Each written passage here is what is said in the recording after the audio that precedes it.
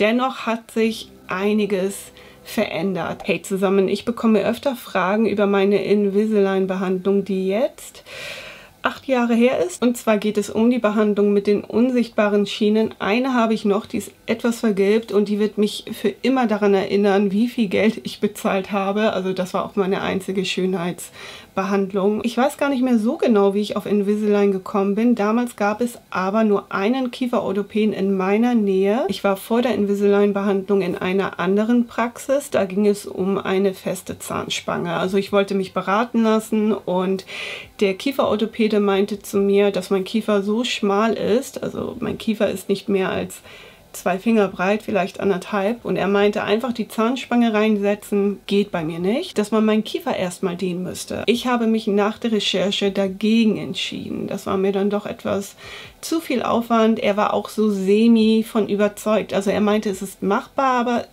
es ist nicht so einfach. Und dann bin ich auf Invisalign gekommen. Das fand ich damals sehr ansprechend, weil die Schienen eben unsichtbar sind und im Prinzip sieht es ja keiner. Ich war damals Mitte 20 oder so und von daher ja, ein bisschen Optik, ne? Ein bisschen optisch drauf geachtet.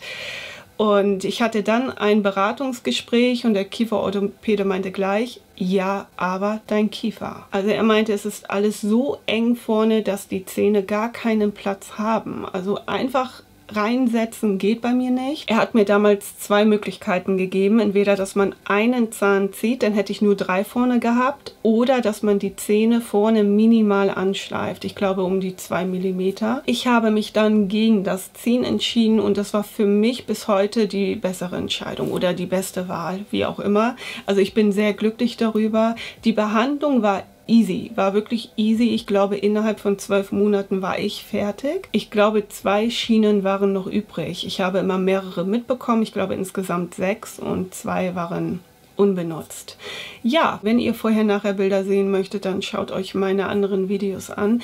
Ich glaube, den ersten Unterschied hat man nach 2 Monaten gesehen. Also meine Familie hat mich nach 2 Monaten angesprochen und war positiv überrascht. Ich habe mich danach für einen Retainer entschieden, der sich in den 8 Jahren zweimal gelöst hat, aber auch nur ein bisschen. Also nicht komplett, nur ein bisschen. Das habe ich dann beim Zahnarzt korrigieren lassen. Meine Zähne haben sich in den 8 Jahren nicht verschoben. Also wenn nicht groß, vielleicht ein bisschen, ich weiß es nicht. Also ich erkenne auf jeden Fall keinen Unterschied. Dennoch hat sich einiges verändert. Also gerade was so Zahnschmelz und Zahnfleisch betrifft. Ich weiß es nicht zu 100%, aber auch mein Zahnarzt hat es bemerkt, dass ich seitdem vermehrt mit Zahnfleischrückgang zu kämpfen habe. Und er meinte zu mir, es kann sein, dass durch die Verschiebung der Zähne, meine Zähne waren vorne komplett schief. Also ich rede jetzt hier nicht um eine minimale Korrektur.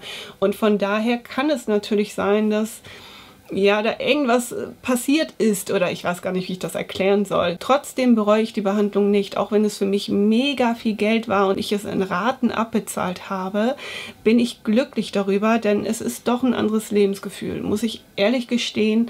Und es war so easy, es war so einfach, keiner hat mich drauf angesprochen, von daher war das für mich die bessere Wahl. Also doch, ich bin echt zufrieden. Mein Frontzahn ist etwas schief, allerdings ist der gerade, also der ist mit den anderen Zähnen gerade in einer Reihe, allerdings wächst die Wurzel oder ist die Wurzel, die Zahnwurzel schief. Ich weiß nicht, wie ich euch das erklären soll. Er hat mich damals gefragt, ob mich das mega stört und dass man ein Veneer draufsetzen lassen kann oder Veneer machen kann. Ehrlich, wenn ich die ganzen Feuerbilder sehe mit Abschleifen, nein, nein, hier wird nichts abgeschliffen. Einmal Veneer, immer Veneer und das kommt für mich so nicht in Frage. Also dafür habe ich auch kein Karies oder so. Also es ist nicht so, dass bei mir irgendwas verfault oder wisst ihr? Die Invisalign-Behandlung war für mich schon teuer genug. Jetzt noch mit Veneers anfangen, ey.